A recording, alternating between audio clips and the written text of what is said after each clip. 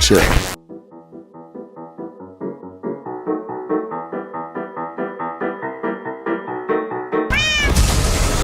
Yo tout le monde, j'espère que vous allez bien, je suis Calvin, voici Red et on est les Watchers. Comment tu vas en cette belle journée de l'après sans un bruit? L'après silence. L'après chut. Bah écoute, en forme hein. Et toi? Ça va super. Nouvelle critique sur le film Sans un bruit jour 1, donc préquel de Sans un bruit. On vous invite à voir la rétrospective qu'on a sortie il y a quelques jours. On revient sur les deux premiers films. Donc on passe tout de suite à la critique du film. Il y aura une partie sans spoil et sans doute spoil, une petite partie spoiler parce qu'il n'y a pas grand chose à spoiler non plus. Qui fera du bruit. Beaucoup de bruit. On part tout de suite à la critique. Ouais, let's go.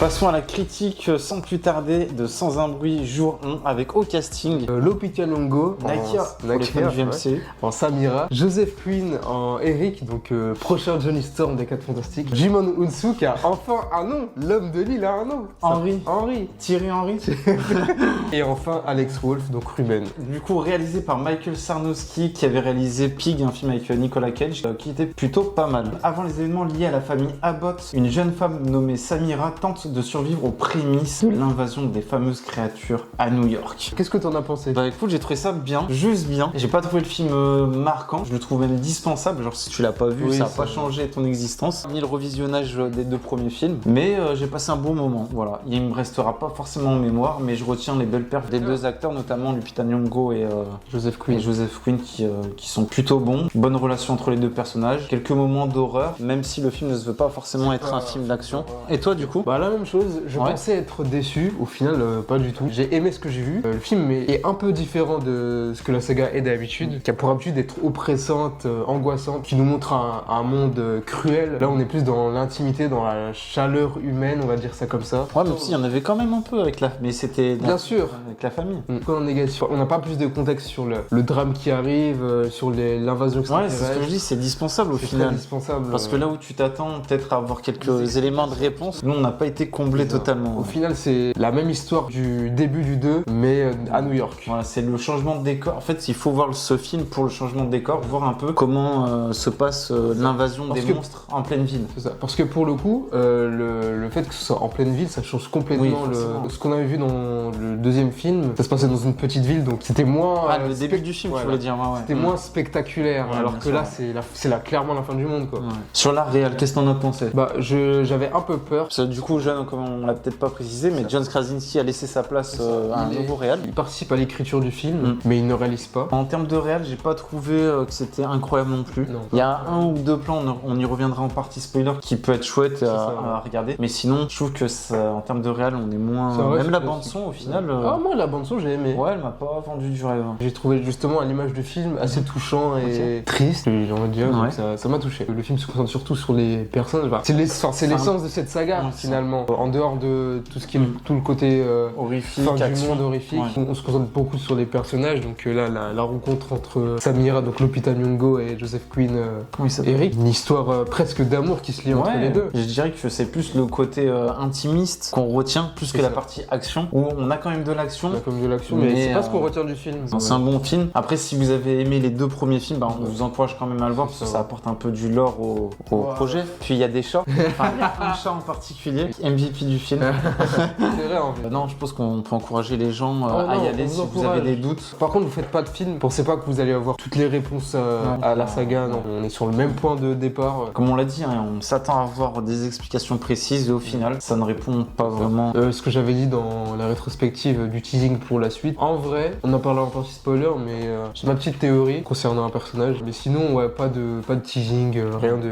voilà. C'est un one shot qui fait le taf, donc on vous encourage courage à le voir. Non, surtout qu'on a oublié de dire, c'est que contrairement aux deux premiers... Bah là, t'as les lignes de dialogue. Ça fait du bien de voir des personnages parler. T'as des lignes de dialogue, mais moins du coup, parce qu'il n'y a pas de langage des signes. Ah oui, c'est vrai, oui. Mais début de film, déjà, juste sur les 10 premières minutes avant l'invasion, t'as des gens qui parlent, et j'ai l'impression que la durée, le temps de parole, est juste sur les 10 premières minutes, il est supérieur au... Après, ça se joue beaucoup sur de l'écrit et des chuchotements, quoi. Vu qu'ils parlent pas, tout se joue sur le jeu d'acteur, du coup. Là où, justement, Lupita Nyong'o et je tiens à dire que ces deux-là, moi, pour le coup, grosse révélation pour Joseph Quinn que j'avais jamais vu avant, que je trouve exceptionnel. Donc, ah ouais, carrément. Non, j'abuse un petit peu. Je trouve très bien. Je le trouve très bien. Et Lupita Nyong'o, bah voilà, on la connaît déjà.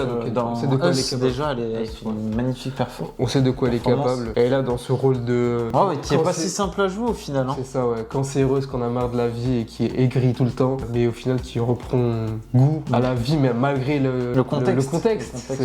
C'était pas mal. Bon bah voilà, je peux passer à la partie spoiler. Ceux qui n'ont pas vu le film, on vous conseille de partir, mais si vous vous en foutez, vous pouvez rester. De prendre vos jambes à votre cou. Voilà, en silence. Attention à pas faire de bruit. Ceux qui partent, n'hésitez pas à vous abonner, à liker, à partager, à commenter. Puis n'hésitez pas à revenir sur la vidéo après avoir vu le film. Dites-nous ce que vous avez pensé du long métrage. On est curieux de le savoir. Voilà. Partie spoiler. Let's go.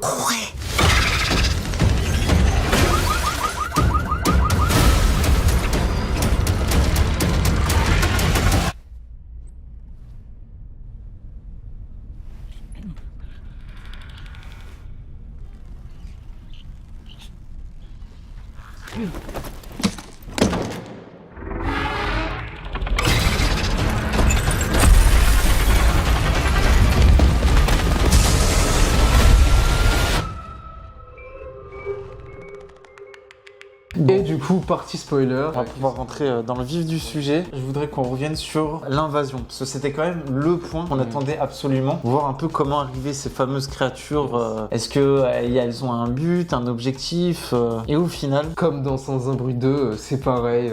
On n'en sait rien au final. Limite, t'as la même arrivée qu'au début du 2. Tu te souviens, on disait, ouais, un incident quelque part. Ouais. Et comme dans le 2, il y a d'abord, soi-disant, un incident particulier, et ensuite ils arrivent sur Terre. Ouais. Et pourquoi c'est comme ça, on n'en sait rien. Est-ce qu'ils sont arrivés par un malencontreux hasard? On n'en sait rien, c'est trop bizarre. Ouais. Là pour le coup ça commençait un peu... On peut être déçu. Un peu déçu forcément parce que t'as quand même eu 2 films. Maintenant le 3e. Qui ont bien teasé le truc et au final le jour 1 t'es censé connaître un peu l'origine de cette invasion et au final... pas du tout. Moi j'ai peur, je crois qu'on en parlait justement dans la rétrospective, j'ai peur qu'on ne le saura jamais. On le disait, est-ce que c'est pas plus mal qu'on le sache pas? Ils auraient pu apporter quelques curiosités. Bah c'est le but entre guillemets de faire un préquel, tu vois. Oui, c'est d'en savoir un peu plus sur... Au final non, c'est juste un point de vue différent. Ouais. D'exploiter un peu plus le mythe autour de ça et au final bah en fait c'est statu quo. On n'en sait pas plus à la fin qu'au début du film qu'à la fin. Bah j'ai bien aimé toute la partie présentation des personnages. Déjà tout de suite on est mis en... D'ailleurs on l'avait souligné quand on est sorti de la salle, il y avait ce petit mémo au début du film. Oui, New York avec le nombre de décibels, je trouvais ça cool pour nous mettre un peu dans... 9 décibels je crois. Ouais. Donc en gros c'est une zone de... C'est ce qu'on disait dans la partie non spoiler, New York ça représentait vraiment le film catastrophe par excellence. Ouais, puis pour le coup c'est le terrain de jeu idéal pour ces créatures. On a dit pendant le film, mais où sont les Avengers? Ouais, où sont les Avengers Bah du coup qu'est-ce que t'en as pensé de cette présentation de personnage de Samira? Ça changeait beaucoup. On le disait pour le premier et le deuxième, les films commençaient avec une sorte de pression où tu te disais il va se passer quelque chose, alors que là on est tranquillement. Oui c'est vrai, contrairement aux 2 premiers films ça commence doucement, la vie normale, on assiste à un spectacle de marionnettes. On en sait un peu plus sur le personnage de Samira qui est un personnage comme tu l'as dit en partie non spoiler, personnage assez froid qui a été traumatisé par la vie, par la perte. Du coup qui a un cancer. Elle veut une pizza. Voilà. Le point de départ c'est la pizza. Tout le plot du film c'était chercher une pizza. Je pense qu'ils ont fait un peu de forcing là-dessus, tu vois. Surtout pour manger une pizza froide à la fin. Mais elle a eu sa pizza. Du coup elle est accompagnée d'un petit compagnon de route. C'est ça, un petit chat. Un petit chat qui se prénomme Rodon et qui est le MVP du film. C'est pour ça qu'il allait foutre la merde. Au final pas du tout. Ouais, franchement on est sur un acting, un catting. Franchement incroyable. Faut lui remettre une petite... Ils étaient 2 du coup. Ouais, 2 chats. Il y avait 2 chats pour jouer le rôle. Mais du coup elle a un petit compagnon qui l'accompagne un peu partout. À la suite du spectacle de marionnettes où elle rencontre le fameux l'homme de l'île MVP. L'homme de l'île qui a un prénom. Mais en fait, dans le film, on le dit pas non plus. On le dit pas non plus. C'est que dans les crédits qu'on a vu, qui s'appelle Henry, du coup. Bah, même lui, on s'attendait à en avoir plus. Au final, pas grand chose. Ouais, il est juste là pour créer du lien avec la saga originale. C'est lui qui sauve Eric à la fin, mais bon. Bah, du coup, on a cette invasion. Comment elle se passe? On entend des tremblements un peu, c'est ça, il me semble. Et en fait, ils doivent rentrer chez eux parce qu'il y a un incident en pleine ville. Donc, comme on disait, il y a un incident qui se passe alors que les aliens sont pas encore là. Ça, on se dit, mais qu'est-ce qu'il y a? Qu'est-ce qui se passe? Parce que c'était la même chose pendant le 2. Ça, c'est bien amené, je trouve. Tu vois, dès le début de film, t'es en pleine immersion dans la ville de New York. C'est-à-dire que t'as les klaxons. On te fait comprendre que c'est une zone de bruit. On a l'infirmier qui dit, ouais, faut partir. Samira qui est très aigrie envers lui alors qu'il est super sympa. Il lui dit, ouais, pizza. T'inquiète, on ira à notre pizza et tout, mais au final, il dit, bah non, on peut pas, c'est mort. Là, elle insiste. Elle insiste, mais je comprends pas pourquoi elle s'est pas dit, il y a un truc qui va pas, tu sais, elle aurait pu lui dire, mais qu'est-ce qui se passe, pourquoi tu veux pas et tout. Parce que non, mais je crois que même lui, il sait pas. L'invasion débute. Qu'est-ce que t'en penses déjà? Forcément, on attendait un peu au tournant ce moment-là, l'arrivée des bestioles sur New York. J'ai l'impression que c'est un peu différent de ce qu'on nous a montré d'habitude. Ils montrent un peu plus les monstres. Est-ce que tu te rappelles la manière dont ils sont amenés, ces monstres? Où ils arrivent, t'as une sorte d'énorme brouillard parce qu'ils arrivent, ça explose, elle est dans le bus et t'as tous des cendres, t'as de la fumée de partout et justement la première créature qui fait face à Samira, genre elle arrive, je trouve la mise en scène pour le coup, elle était plutôt stylée parce que tu l'arrives, t'as son ombre en fait qui apparaît pas lui. Au début tu crois que c'est quelqu'un et au final non, c'est un monstre. Une des bestioles. Tu vois les pattes, c'est ça. Ils commencent à charcler des gens. Les gens qui pleurent, ils se font arracher. Ils comprennent pas au début. Par contre ils ont gardé une sorte de lien avec les deux premiers où, comme on le disait dans la rétro, ils se font arracher mais tu vois jamais la mort en face. Je trouve que c'est plutôt bien mis en scène, la tension est là. Il y a plus de dégâts que d'habitude parce que là New York forcément tout le monde, ce que je disais tout à l'heure, tout le monde crie, tout le monde parle, des klaxons partout, les avions, les hélicoptères. Vraiment il y a pas un moment où... T'as aussi les messages du coup du gouvernement, je suppose, il y a des alertes. Eux ils sont entre guillemets intouchables. C'est bien trouvé pour le coup d'adresser un message à la population. Mais ce qu'on reprochait au film aussi, c'est le fait que ça tombe trop vite sous le sens. Les gens ils comprennent très vite qu'en fait faut pas faire de bruit. Mais je trouve que c'est un peu mal amené. Alors que dans les premiers films, enfin dans le 2 quoi, c'était surtout que John Krasinski qui avait compris. Lee qui savait tout de suite. Le personnage était quelqu'un de futé quoi. Le personnage était intelligent. Là dans la masse, t'as l'impression que à l'unité, tout le monde a compris. Et surtout on en vient à la scène où tout New York se déplace. Ça arrive plus tard, mais ça arrive bien plus tard. Du coup ça fait partie des plans qu'on aimait bien. Oui, c'est vrai. Ça a été teasé dans la bande-annonce. Tout le monde était à l'unisson, en silence, mais malheureusement, justement, trop de gens, les bruits de pas et tout. J'ai l'impression que t'as plus de chances de survivre quand t'es seul au final que quand il y a du monde. Regarde quand ils sont pris au piège dans le fameux local de spectacle, dans le théâtre. Chacun fait du bruit, il y a le fameux gros lot là, ça fait du bruit, donc forcément le moindre bruit quand t'es avec d'autres gens, t'es dépendant entre guillemets, tu peux attirer les bestioles, mais malgré le fait que toi tu n'aies pas fait de bruit au final. Ruben d'ailleurs, regarde. Ruben il se fait déchirer sa chemise, il se fait arracher lui aussi, le pauvre. La scène dans la grande rue, où t'as les monstres qui étaient là quoi. Ça ça faisait peur de fou. En fait je crois qu'il n'y avait pas de bruit brut, mais plus il y avait de gens, plus ça faisait le son monter en fait. Puis la caméra te montrait parce que Samira elle marchait les différents éléments elle marchait à contresens. Donc t'avais le point de vue de Samira, t'avais une personne qui était en fauteuil roulant qui était susceptible de faire du bruit, t'avais l'autre avec sa valise. Donc en fait tous les éléments donnaient au bout d'un moment les monstres étaient là quoi. La manière dont ils se déplacent aussi, ça c'est cool. Des rapaces. Quand ils sont en masse là. Comme dans le Roi Lion. Exactement. On fait ça. Parce qu'en plus les rues elles sont étroites, ils se glissent tous à travers. Ça te fait un peu cet effet de masse, tu vois, comme tu as dit dans le Roi Lion avec les gnous là, dans la fosse. Puis la vitesse d'exécution, mais vraiment. Des rapaces, vraiment. C'est vraiment. Ils grimpent sur les immeubles. Ça c'était bien fait ça, un peu en mode araignée, tu vois. Mais où est Spider-Man? Ils sont les Avengers. Toute cette partie survie où les gens essaient de faire le moins de bruit possible. La fameuse pluie qui est une solution pour enfin parler, communiquer. Quand ils sont sous la cage d'escalier là, et qu'elle fait la rencontre de Eric. Eric qui arrive par le métro, tu te demandes d'où est-ce qu'il débarque? Il vit dans les égouts.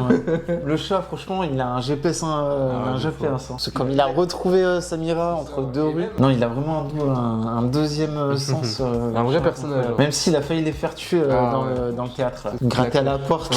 D'ailleurs, cette rencontre entre Eric et Sam, t'en as pensé quoi? Au début, j'ai eu du mal aussi. Je trouve que ça tombait comme ça. Tu vois. Au début, il la rejette. Je comprends pas trop pourquoi il essaye de la coller. Parce qu'il a pas de but au final. Il dit qu'il a pas de famille. Tu t'attaches à leur relation. Oui, au final. Tu comprends qu'en fait, Eric, il est de bon cœur en fait. C'est ça. T'as de l'empathie. Il veut l'aider, il veut. Ouais, vas-y, on va aller chercher ta pizza, on va aller à Harlem. Et sans contrepartie en plus. Mais non, mais il a vu qu'elle était, entre guillemets, en détresse. C'est bien, ouais. Une personne altruiste. Il faisait ses études de droit, donc on peut supposer que c'était quand même quelqu'un qui est là pour aider les gens, tu vois. Il est généreux comme personnage, mais il a aussi des failles et il est très terrorisé. Sensible. Il a vite peur. J'ai l'impression que Sam, au final, elle a plus de courage. Elle avait pas peur. Mais elle a rien à perdre aussi. Oui. Et c'est aussi pour ça que Eric forçait le truc. Il y avait plein de fois où elle était là en mode, mais non, c'est bon, ça y est. Ouais. Alors que sinon, je vais t'emmener au quartier de ton père, prendre ta pizza et tout. Mais au final, la relation est sympathique et ça va même tendre jusqu'à la love story pratiquement. Ouais. Pratiquement sans vraiment tomber là-dedans de manière niaise, ça fait le taf. Et au final, elle lui rend l'appareil parce qu'elle le sauve à la fin. Oui, ouais, franchement, la dernière partie du film, très bien mise en scène. Oui, d'ailleurs, pour revenir sur la scène où il s'échappe, encore dans le métro là, où justement dans l'eau. Ouais. Comment le chat expliquez-moi comment le chat dans le sac. Il est waterproof.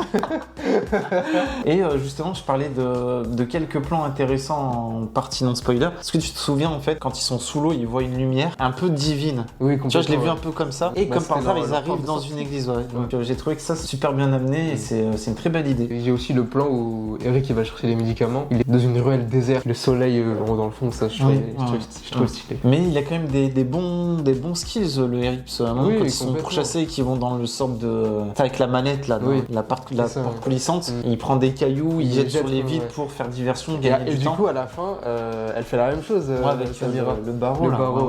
Même si lui fait une erreur stratégique en marchant sur la boîte de conserve. Mais par contre ça j'ai trouvé ça un peu lourd aussi. Le fait que lui du coup ils sont au loin et t'as du coup Henri qui est sur le bateau, qui dit attendez, il est super loin. Mais frein à main, faut attendre. C'était un peu faut abusé attendre quand même. un mec. Après ils craignaient rien sur leur bateau, mais j'ai trouvé ça un peu un peu trop facile. Mais bon, peut-être revenir rapidement sur la partie quand ils vont chercher leur fameuse pizza. Ça c'est des moments un peu touchants et c'est là où on disait en fait les films sans un bruit c'est pas forcément des films d'horreur, c'est pas forcément des films d'action. Des relations côté familial, amical qui nous touchent. Même si certains peuvent trouver ça un peu gnangnan, le fait que du coup il y a le jeu avec le jeu de cartes, tu vois, il l'a fait monter sur scène pour lui rappeler un peu les souvenirs avec son père. Au contraire, je trouve que ça fait du bien parce que les films d'horreur on tourne souvent en rond, des films qui font même pas peur limite, et là où tu rajoutes justement des relations de l'humain, c'est bien écrit, tu vois, de l'humain. Non, tant mieux. Moi c'est ce que je veux.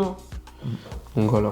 Et du coup tu parlais de la dernière scène où justement elle est toute seule sur une rue et du coup elle est avec ses écouteurs et elle décide d'en finir. Elle aurait eu un sonotone, ça aurait été parfait.